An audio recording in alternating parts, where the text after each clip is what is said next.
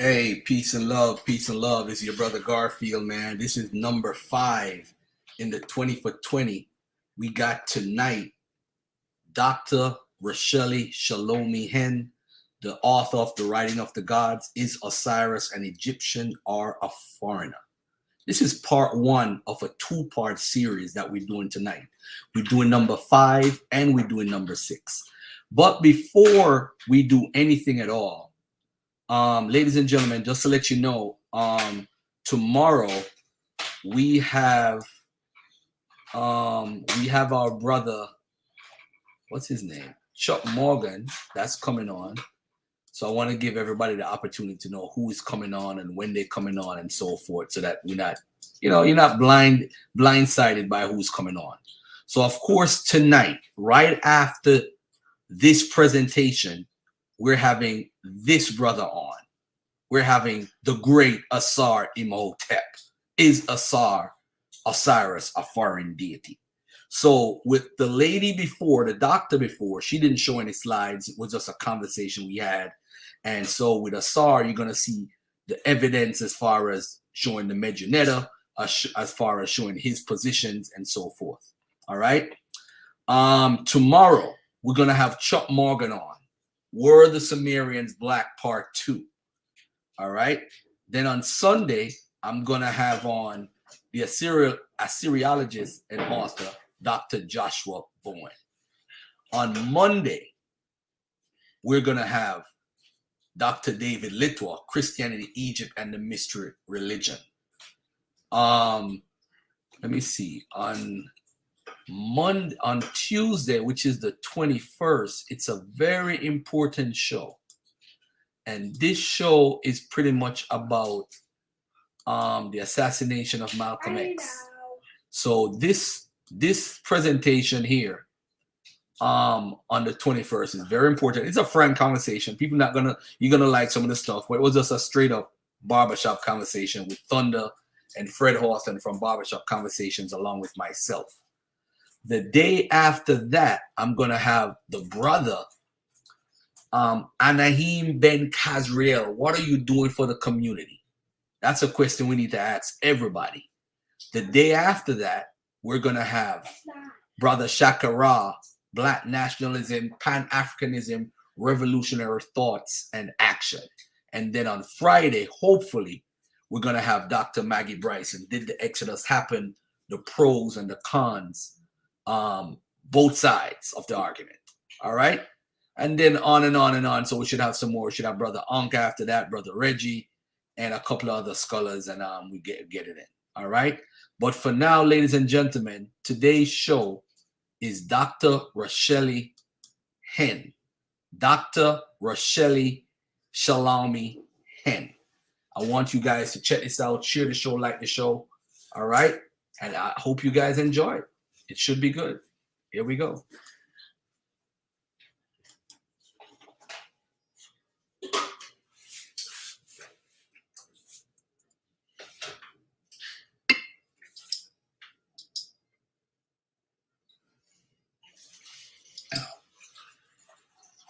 Hello, ladies and gentlemen. This is Brother Garfield from the Brother Garfield podcast. Today, I have a very esteemed guest. Let me introduce you guys to her.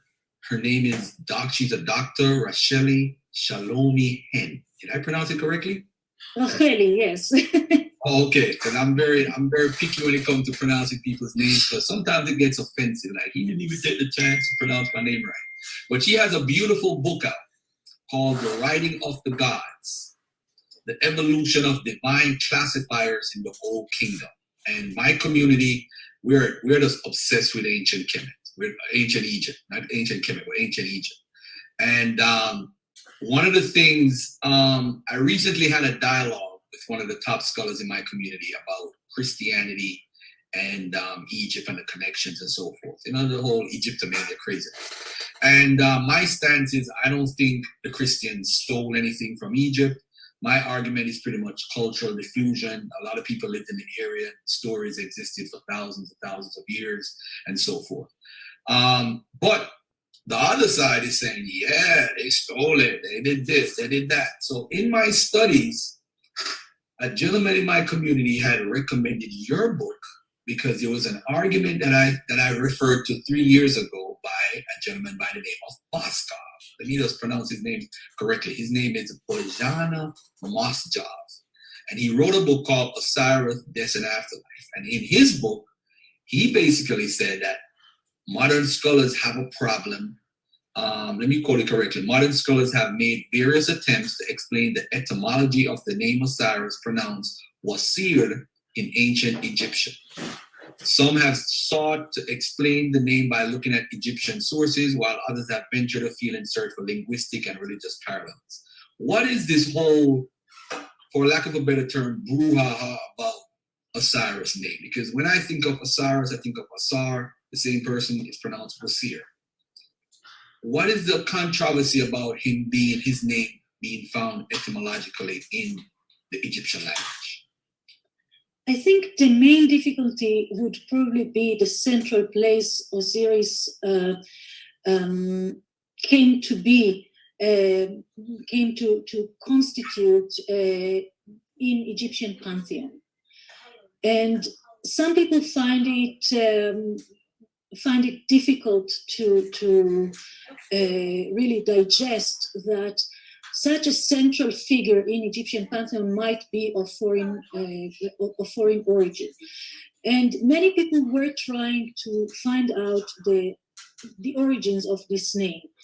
It is true that we don't always know the meaning of the names of Egyptian gods and goddesses, but sometimes we do. And in the case of Osiris, that was impossible. I mean, people really tried very hard to try and explain and put up sometimes even unreasonable solutions, and no one really managed to come up with a good solution.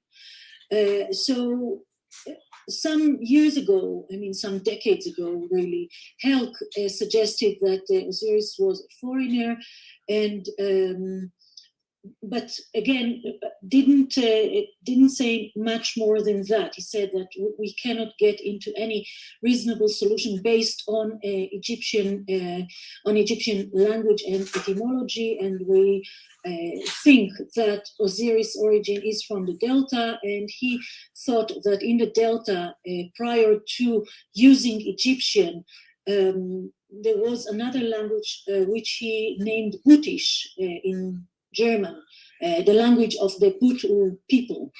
Butu is a place in the Delta, the place where Osiris was worshipped, probably originally, and he called it, or not originally, but near the place where Osiris was worshipped originally, and he thought they had a language that we cannot trace its origins.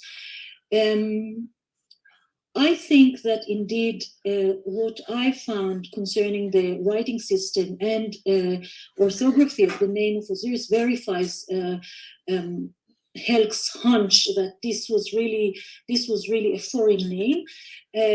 But I think maybe it is fair to say that my evidence is more, well, there's more substance to what I'm saying, because he did not look at orthography, and I did. Okay, all right, so when someone says, for the laymen that's watching, people, the regular folks like me who don't deal with linguistics, who are like rookies to this conversation, if you're saying that, and this is going to be weird for a lot of people, so you're basically saying that the term Wasir, you can't find it at all within the ancient Egyptian language. And can you just basically take a short period of time to explain what that really means and how you went about figuring that out? Well, I can tell you how I started this research, because I didn't mean to write anything about Osiris. I was coming from the study of classifiers. Classifiers are signs that, this is very simplified. I'm sorry about that, because we really don't have time to go into ancient Egyptian writing system, but within the signs, within hieroglyphic science, there's a large group of classifiers. The classifiers normally would not have any phonological meaning, and they would be added normally. Again, sometimes we have exceptions here, but normally they would be added at the end of a word and will be semantically connected to the word that precedes them. Which means, for instance, that when we use words that, let's say, room and house and mansion would all take the same classifier of a house, or well and drinking and pool would all have the classifier of water, okay? But they don't have, again, they don't have any phonology. We don't hear them, we only see them in writing. Now, there's a group of divine classifiers. And for my MA thesis, I already worked on divine classifiers in the Middle Kingdom. And I saw that there are 3 divine classifiers that are completely exchangeable. In some texts, we see this divine classifier, in another we see another divine classifier. For me, it was very interesting to know when and why these classifiers become exchangeable. I mean, you could. Hold on 1 second. I think you chipped out for a minute here. You are frozen. Yeah, you chipped out for a second. Okay. For a second. When you said after room and you said water, and after that part, then okay. When I said that I was interested in divine classifiers, I was working on divine classifiers in the Middle Kingdom, and I saw that there is a small group of 3 classifiers that were really exchangeable. And it was interesting for me to see how it all began, because we don't, again, in this area of Egyptian cognitive linguistics, we know that there's very little room for arbitrariness. I mean, we don't just take signs and use them. There's always a very good reason for using signs. So I actually decided to go and study texts from the very beginning of writing in ancient Egypt to the end of the Old Kingdom and see what happens then and there. Because this, in many respects, was a formative time in the formation of Egyptian writing system. And I took divine classifiers, and then I saw that one of the divine classifiers we know from later times was really the triliteral neche. Neche in Egyptian is God. Mm-hmm. So they took this sign and they took away its phonetics and attached it to names of gods. This was one of the classifiers we see in later times. Right. Another classifier was a falcon on the standard. And apparently, a falcon on the standard, according to my findings, marked the king as God in the very early stages of Egyptian writing. So it wasn't as if you just wanted to say a god, but when you said my lord and you put the sign, the falcon on the standard, you marked the word my lord as my king. Okay, this was the meaning. And then I was looking at the seated bearded man, which is the most common divine classifier of the Middle Kingdom. And I saw that at the very beginning of the Egyptian writing system, it did not exist as a divine classifier at all. It started to appear in the small labels of the first dynasty with names of foreign peoples. When the Egyptians wanted to name foreign peoples like Imentiu and other names, they used this as a classifier. And then I went on and checked more and more, and I saw that this use continued up to the 5th dynasty. And then even in the death temple of the mortuary temple of King Sahura of the 5th dynasty, he names foreign peoples and he uses the seated bearded figure, sometimes with additional attributes like. What time period was that? What time period was that time period what you just mentioned about the seated bearded? It's the 25th century BC. Okay. Okay, it's about 4,500 years ago. Okay, all right. So I saw that he's still using this seated bearded figure to classify foreign peoples. When he describes himself that he was a conqueror of the foreign peoples and he names them, he uses this classifier. So I thought, okay, we never see this classifier as a divine classifier before Osiris appears. And then he appears in the middle of the 5th dynasty, just after Sahura. Mm-hmm. And once he appears in the private tombs, we see the seated bearded man as the classifier for Osiris. Mm. So I think we cannot really reach another conclusion but saying that the Egyptians at the time conceived Osiris as a foreign deity. They had enough means to mark him as just as a god if they wanted to do it. Okay? The system was elaborate and there were enough signs to do that. They picked and they chose this specific sign to classify the name of Osiris. So there must have been a reason for that. And I think the reason is that he was a foreigner. We don't know anything about him before the latter half of the 5th dynasty. His name is never mentioned before that. And his name, again, is we can't really give any meaning to his name in Egyptian. Wow. You know, let me ask you this. It seems like, based on my little minor study, I'm reading Egyptologists, and then I'm looking at the conference from I think 2019 or 20 when they had this whole conference about Osiris, and I'm reading through everyone's interpretation of Osiris, and like 30% of anyone who mentions his origins seems to 100% agree with what you're saying about his name. Yes. It's like majority or the consensus of scholarship agrees when it comes to his name. Like, this is definitely something we can't find in Egyptian. Would you agree with that? Yes, and also I think the way that his name is written is very much telling that this is something that the Egyptians put together in order to imitate the sound of a name. This is the eye and the throne. These are the two signs that make up his name.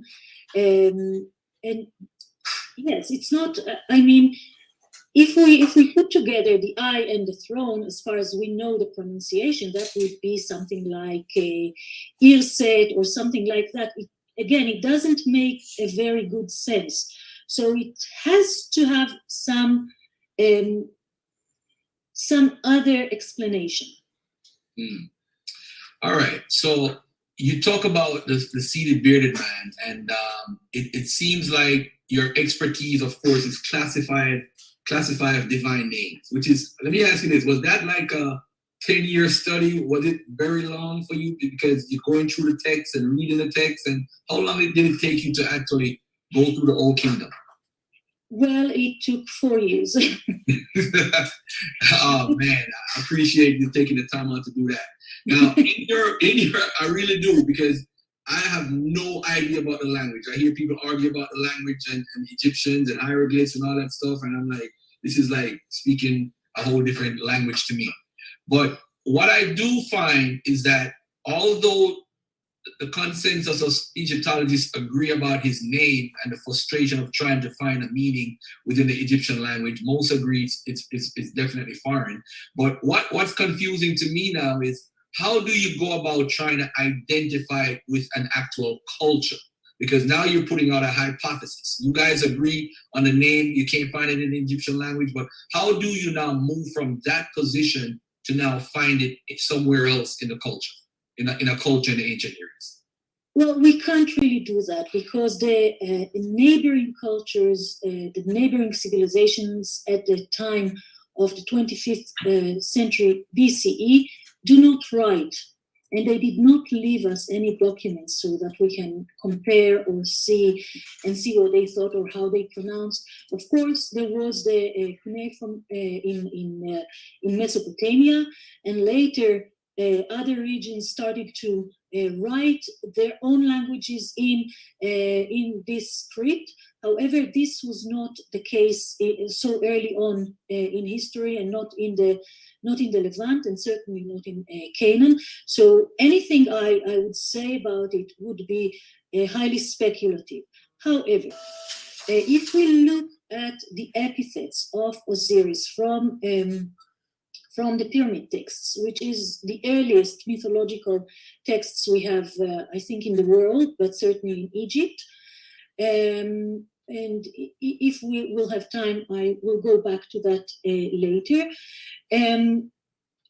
If we look at the epithets, most of Osiris' epithets relate to his being Neb-Jedu. Neb-Jedu, the lord of Jedu. Jedu is his cult place in the Delta. So we really don't have a reason to believe that his origin is in the south. It is true that in the south, in Abydos, this is in Upper Egypt, there was a very important political center, which then became a very important religious center, and became the burial place of the kings of the first and second dynasty. And the lord of that cemetery, of that royal cemetery, was a god called Khenti-Imentiu. Khenti-Imentiu means the foremost of the Westerners. And he was a jackal deity from Abydos.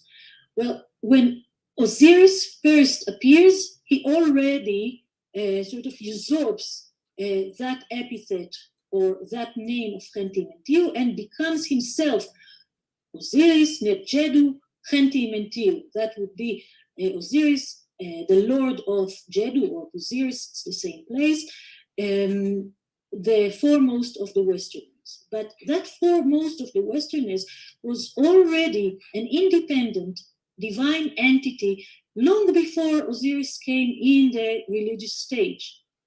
Okay, so really we do see that Osiris has a huge appeal. Many people want him very quickly, and this is maybe the reason that he takes over domains of other deities. Yeah, Anubis, with the judge of the dead, and Angeti, I think Angedi, and Anubis, and I think the festival. Yes, but they also keep their own independent personality. In the case of Khenti-Imentiu, of our poor Khenti-Imentiu, he really lost his independence altogether to Osiris, because he just became an epithet of Osiris, while he really was first there. He was the lord, again, the lord of Abydos, long before Osiris came in. And then once Osiris took his name as an epithet, he also took his place, his cult place, and sort of consolidated himself in the south as well as in the north. But I think it would be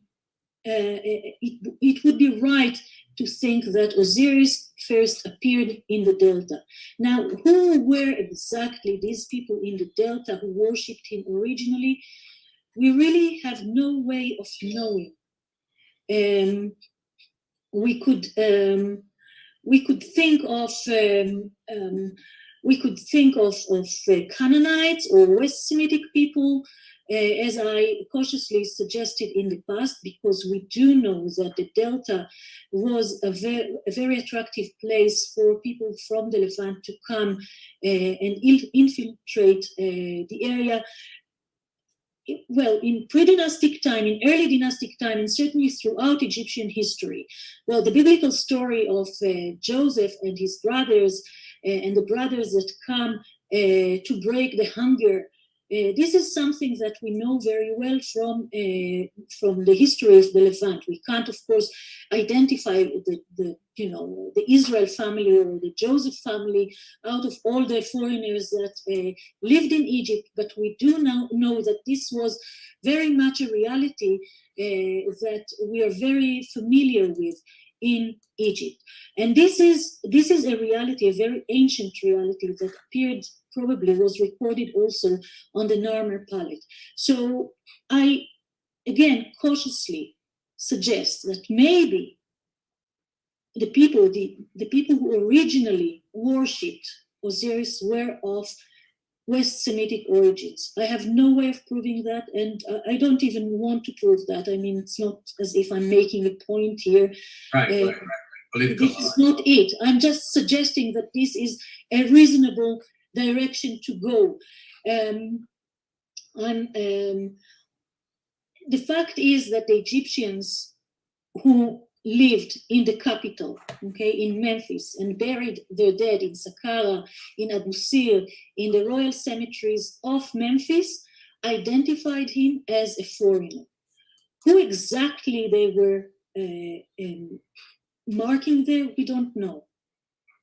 Okay. I think you're pretty clear in what you're saying, and the history of if you look at the pre-dynastic time period, there was trade between Canaan with the pot. You can see the evidence with the pottery and all that stuff. So there's trade going from Syria to Canaan to Egypt, and then in some cases Syria to northern Mesopotamia to southern Mesopotamia. So and then coming the other way, because that's how they actually got the lapis lazuli in Yes. So we see trade and people moving around a lot. Now, as far as the Delta region, I think T.L. Thompson did some work on the Delta region that talks about the Semitic folks being in that region and so forth. You know, even before the folks came in, the Hyksos are the people that came in through on that what do you call that that picture with the Semitic folks coming into Egypt. I forgot what the name of it is now. What, the Beni Hassan? Beni Hassan. Yeah, he talked Yes. about those people came in and so forth with it. They have been way before back in. Yes, but this was much later to the time. Much later. Yeah. All right. So moving forward, we had a conversation before you got on here, and anytime I get a conversation about anything that I don't know about, I always read the side that's oppositional to you. All right, or to the person that I'm and one of the gentlemen, I think his name is Massimilio, and he spoke about why he disagrees with you about, and you went into why he disagrees, which I thought is ridiculous, but this is what people do. You know, they just disagree for the sake of disagreeing and try to make an argument, as crazy as it may sound. So why does he disagree with your notion that? I can't remember exactly. It's Massimiliano is his first name. Muzzolo is his surname, and we are actually good colleagues. And I can't remember his exact argument, but I know that there is an argument that was put forward about the shape of the beard. Okay, the shape of the beard. I say that the seated bearded man is the classifier for foreigners, and then started to be used as a divine classifier. And then the argument that was put forward was about the shape of the beard. People who think that my argument is invalid say that the shape of the beard of the foreigners is a straight beard. Mm-hmm. Whereas the divine beard is a sort of round beard. Now, I would like to tell our wonderful audience here, or remind them, that we are talking about, sometimes we're talking about signs that are this big, sometimes they're a little bigger, sometimes they could be much bigger, but I think the exact angle of the beard is something that is completely secondary. And when a person looks at a figure, Okay, when a person looks at a figure, certainly that detail is not something that you can invest time and effort when you're reading a text, okay? Time and effort to decide, okay, are we talking about a straight beard here or a round beard here? So, as I told you before, for many years I decided to remain silent about this argument, and I thought, okay, everybody is entitled to their own opinion, but as it becomes more and more common, I think that I will have to write something about it, to go back to my sort of origins of cognitive linguistics and about the effort that one has to put into reading a text and see if this argument, this contra-argument is really valid. I think it isn't. Wow. And to sum it up, basically, I just want so we can be clear for this wonderful audience that's going to be watching this.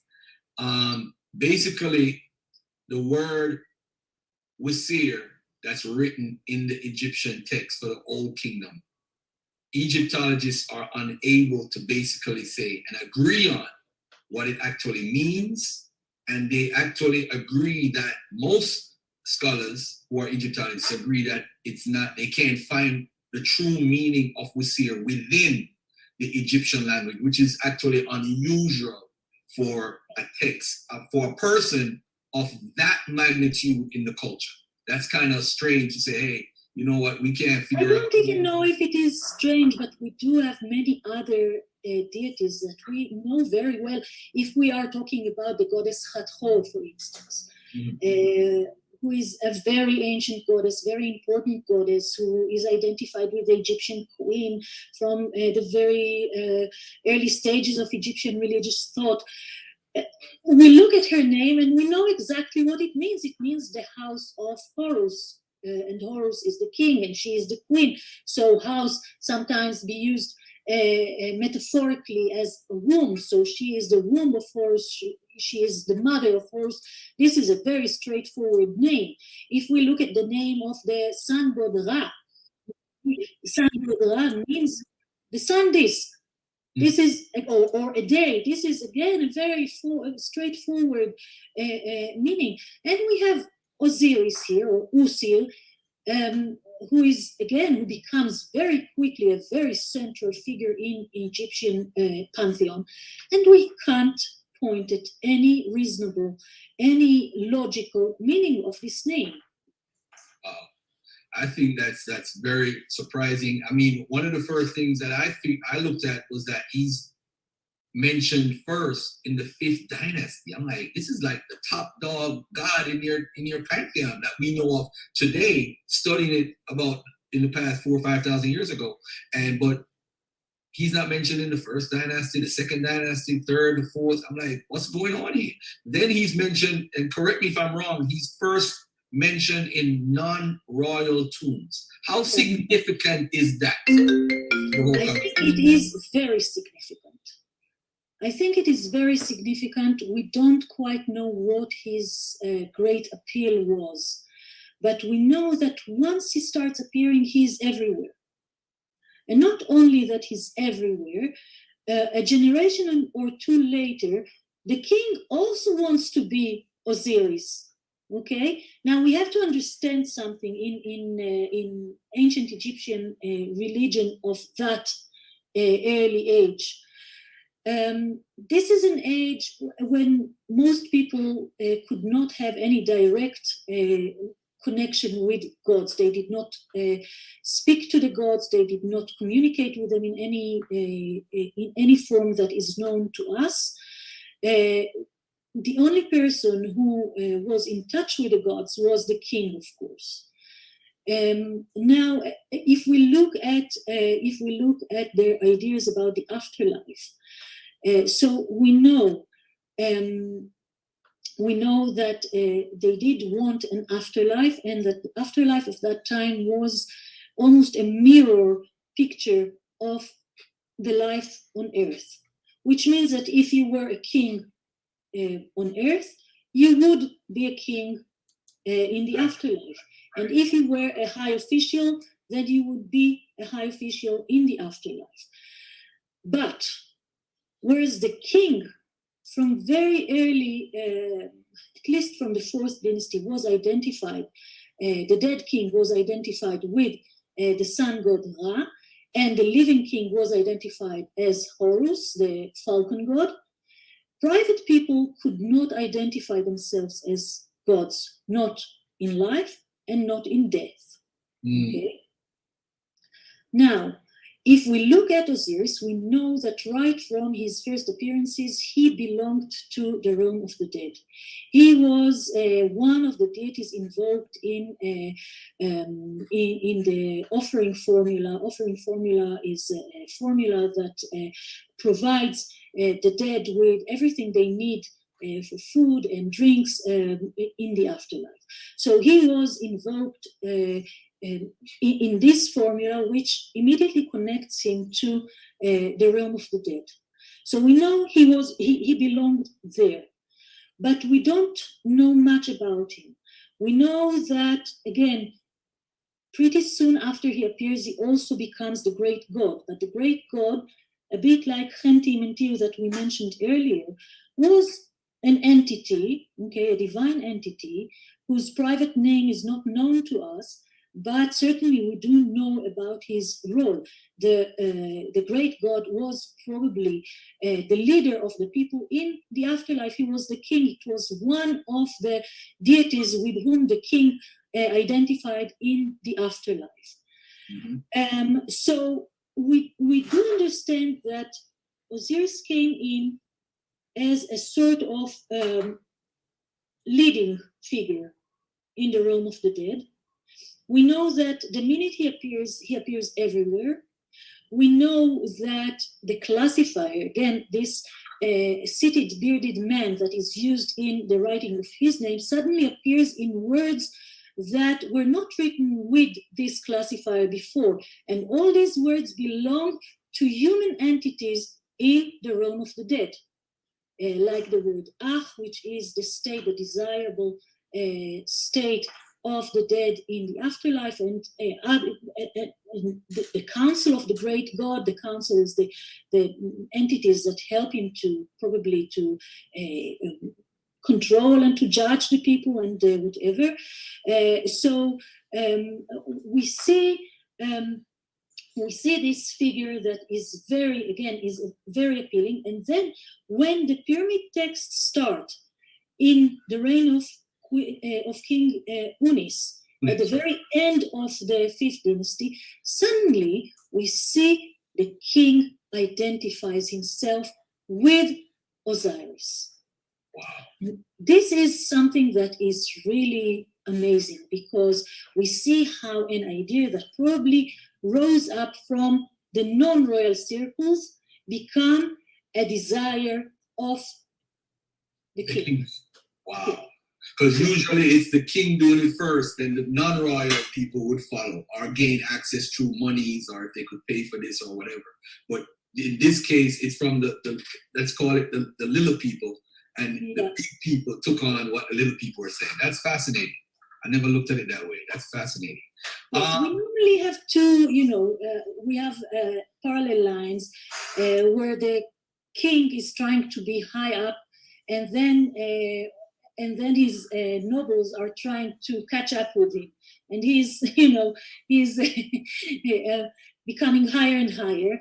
This time, this is different, because this time it is something that a non-royal circle started. Again, we don't know the exact circumstances, but we do have, I believe that we have undercurrents in these non-royal burials that indicate that these people who used Osiris, they actually identify themselves with him. They are not allowed to say that because it is against the decorum, because only the king can be identified as a god in the afterlife. But we have some signs that indicate that they already think themselves of Osiris. And indeed, in the first intermediate period, at the end of the Old Kingdom, everybody is identified with Osiris. Mm.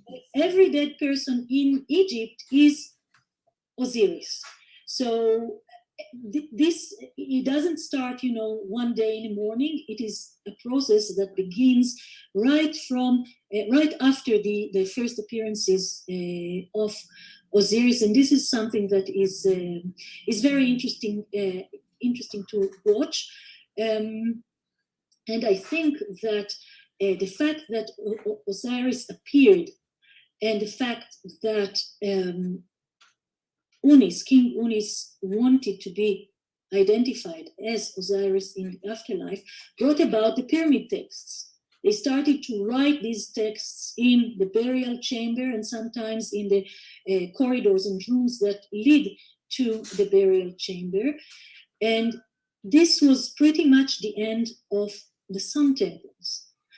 In the 5th dynasty, the kings built a pyramid where they were buried, and together with the pyramid, they built a sun temple, which functioned in a different way, but in the royal funerary cult. Now, we do know that at the end of the 5th dynasty, with Jedkare Sezi, that was the ancestor of King Unis, they stopped building sun temples. They stopped building sun temples, and suddenly they pushed the sun temple to Heliopolis, which was a little bit further away out of Memphis. Right. And I think Osiris was the reason, because they wanted to be Osiris. They didn't want to be so fully identified with the sun god. They did not stop being identified with the sun god at death, because that was the way Egyptian religion worked. You never replace something. You just add more and more and more images. But certainly Osiris became a very important figure in Egyptian pantheon at that time. Let me ask you a question. A gentleman by the name of Dr. Richard S. Steiner had wrote a book about the magical snake spells, right? Yeah. That found in the hieroglyphs. Egyptologists couldn't translate it, but then they asked him for help, and he realized that some of the words was in a Semitic dialect and so forth, written in the hieroglyphics. Again, going back to what script was available at the time. Yes. By looking at that perspective, although it has to do with the connection with biblios and back and forth, but again, you have people coming into the back and forth through trade that we spoke about earlier, and living in the Egyptian culture enough to be respected to write texts that are actually on the pyramid text as far as the afterlife. And I think that's how important those writings were. How do you use that information and relate it to who Osiris is? Or what? I don't think it is very closely related, only to say that indeed there were very deep connections with the Levant.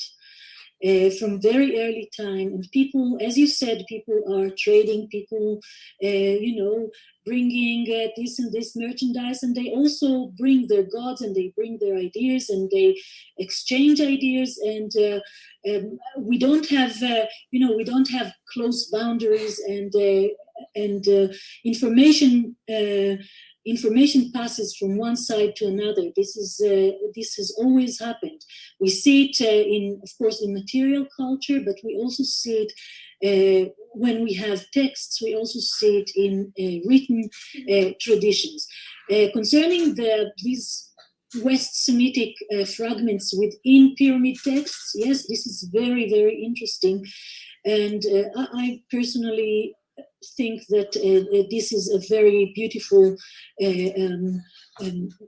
article that was written about this topic. However, again, we don't have any West Semitic language written at the time, which poses difficulty in trying to prove these connections. But the fact that it is difficult doesn't mean that it did not exist. I think what we have there in the pyramid text really does indicate connection with different languages. And we do know that in the mind of the ancient people, and in many respects, we can understand it nowadays as well. Sometimes foreign things are more appealing to us because we think that maybe, these foreign people, they know how to deal with the flu. They have this magical spell that they do against snakes or against headaches or against something that, because everything that we have around, we've already tried. Maybe we should try that exotic thing that comes from afar. So yes, we do see it in magic, that in one place they would be very keen on using things from a different culture to enhance their magical spells and sort of promote their purposes. Right. All right. So before we go, what is your next project that you're actually working on right now? Because of course you're an Egyptologist. You guys have there's a lot of stuff out there to do with Egyptology. So can you tell me what's your next project? And I'll ask you the next question after. What's your next project? Okay, my next project, actually, I'm back to Osiris now. I've been away from Osiris for a while. I did Exodus, I did all sorts of other things. And now I realize that I want to go back to Osiris. I want to portray the appearance of Osiris as a revolution, and I would like to see how the appearance of Osiris actually uses existing cultural and religious ideas in order to grow and be such an important and central figure in Egyptian religious thought. So yes, this is my project now. Oh man, I mean we're gonna be inboxing every day now, man. I'm gonna be definitely learning more about Osiris also. I'll learn along with you. You mentioned Exodus. You did some work on the Exodus also? Yes, I did. Okay, what type of work you did with the Exodus? Like, you mean you wrote about it, or what did you do? I did write non-academic things about it. I did Tanakh Koren. I don't know if you know that publication. This is a Jerusalem publishing house that publishes the Bible, and they started to do a series named Tanakh Eretz Israel, and they offered a new translation to the Bible into English, of course. And what these volumes are about is giving the original Hebrew. It's the Old Testament, of course. So it's the original Hebrew against the new English translation, and then around it we have articles about the topics appearing in the text. And the first volume to be published was the book of Exodus. Of course, it has much Egyptology in it, and I did almost all Egyptology within this volume. So I did write quite a lot, and I've been teaching about the connection between New Kingdom and the Exodus for years and years now. And I might even publish a few articles about it, but Osiris really is my passion. Okay, that's beautiful. All right, let me see if there's anything else. So that's pretty much it from me. I mean, we're definitely gonna inbox each other. I think you're a fascinating individual. You are very knowledgeable on the topic, and I've learned a lot today. I mean, you've made Spanish become English in 45 minutes. So, you did a good job. I just want to say I appreciate you taking out the time. I'm sure you're pretty busy dealing with Osiris and Egyptology as a whole. Yes, I'm trying to be very busy, sort of manage everything together, teaching and doing research and other things. But yes, we all are very lucky to deal with the things we love most. So yes. You know what? Maybe in like 3 months, we could have a conversation on the Exodus. I would love to hear your perspective from a biblical and an Egyptologist perspective, just to hear where you're coming from and some of the things you've done. And maybe I could read some of your works on that before I even ask any questions. Wonderful, no problem at all. I mean, I'm right here behind your screen. All right, thanks a lot. Let me stop the recording. Ladies and gentlemen, I want to give Dr. Racheli Shalomi-Hen a big thank you for taking the time out. She's live from Israel right now, actually. It's now, let me see, what's that, 6 p.m.? 6 p.m. in Israel, I think. Yes. So we're definitely at a major time difference. One day I'll visit Israel, man. I think one day within the next year I'll visit Israel, and I'll definitely let you know in advance that I'm coming. Yes. Probably could meet and we talk probably in person. But again, thank you for taking out the time, ladies and gentlemen. I want to say this has been a fascinating interview. I've learned a lot, and give thanks to you. Thank you. Thank you very much. All right, so the link in the chat is actually for the if you guys want to do the after show, you could jump on that show on that panel right now. I'm going to start the show with Asar Imhotep early, so whoever wants to come in and talk about this interview, we could go into that show, because I don't want to have this show run over time with a bunch of arguing and so forth. And by the way, man, I got to say this, man, and brother Smash, thanks for that comment you made earlier in the chat. And I don't know if I could put it on the screen. Yeah, here we go. Look at this comment that Smash Rockwell said.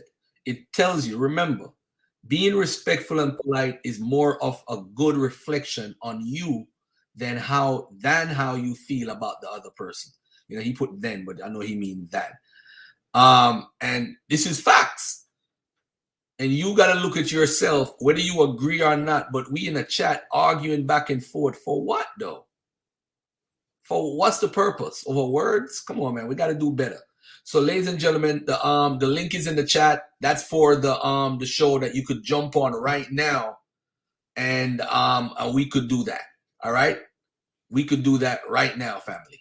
All right, I got my brother Asar Imhotep already. He's ready to go, man. Ready to go. So we're gonna start the other live right now, and we're gonna leave from over here and go over there. All right. Peace and love to brother Asar Imhotep. How you doing today, beloved? We got 141 on the other live. Jump over here. If you guys want to talk about the live stream with the lady, with the doctor that just came off, jump on right now, and you could ask your questions, make your comments before Asar go into his perspective or his information. All right? All right. Smash is funny. All right, come on, family. Jump on over to the other side. I'm going to put the link in the chat here. So you guys want to jump on that chat, and we could get it going. So peace and one love. Thank you guys for listening, and we out of here. Peace. All right, so we done with